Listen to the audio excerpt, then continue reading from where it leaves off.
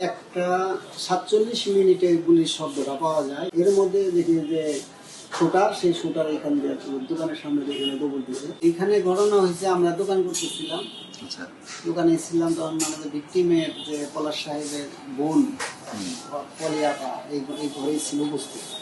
আজকে তাদের বাসায় অনুষ্ঠান, ৭০০ লোকের আয়োজন এবং ৫০০ লোক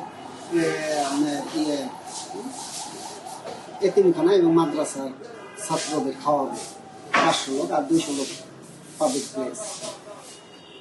তো একটা ৪৭ মিনিটে গুলির শব্দটা পাওয়া যায়, কিন্তু আমরা প্রথম মনে করছি যে গাড়ির টায়ার পাঞ্চার হয়েছে, এটা সত্য, বিকট শব্দ। এর মধ্যে দেখি যে শুটার, সেই শুটার এখান দিয়ে দোকানের সামনে এখানে দৌড় দিয়েছে, অপোজিট গেছে।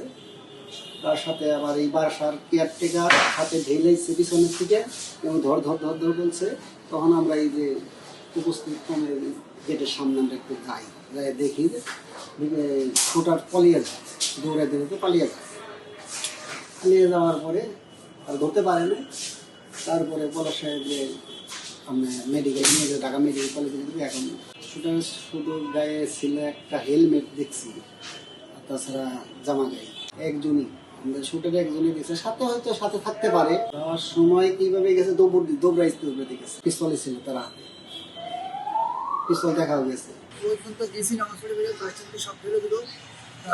রিক্সায় করছে, রিক্সায় দুইজন আড়গুলা করে চলছে, ডেন্টালে নিয়ে গেল, ডেন্টাল থেকে আপনার ফেরত এলে আমি ঢাকা মেডিকেলে নিয়ে যাচ্ছি।